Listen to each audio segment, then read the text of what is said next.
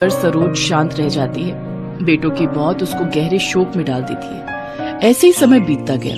एक रोज सरोज अपने बेटों की याद में खोई हुई होती है कि तभी उसके सीने में तेज दर्द होता है। उसकी पांचों बहुएं उसे अस्पताल लेकर जाती हैं, जहां डॉक्टर उनसे कहते हैं, देखिए ना, हार्ट में ब्लॉकेज हुई है, जिसके लिए इनकी बाईपास सर्जरी होना जरूरी है और इसके लिए तकरीबन 10 लाख का खर्चा आएगा।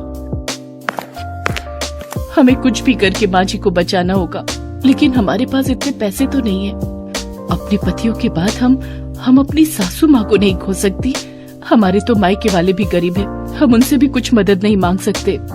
फिर तो एक ही रास्ता है, हमें अपने घर को बेचना होगा।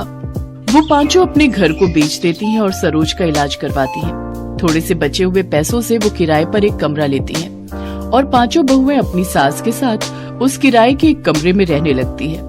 कुछ महीने तो जैसे तैसे उन्होंने बचे हुए पैसों से काट लिए, लेकिन फिर वो अपना जीवन बेहद ही गरीबी में काटने पर मजबूर हो गई और दिन में सिर्फ एक टाइम ही रूखा सूखा खाना खाकर गुजारा करने लगी। और कुछ समय बाद तो वो टाइम भी आ गया जब उन छहों को भूखे पेट ही सोना पड़ा।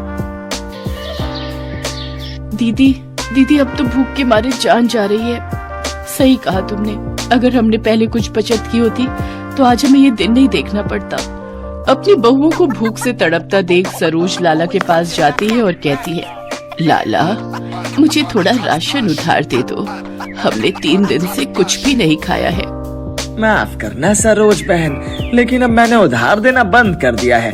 नकद लाओ और राशन पानी ले जाओ।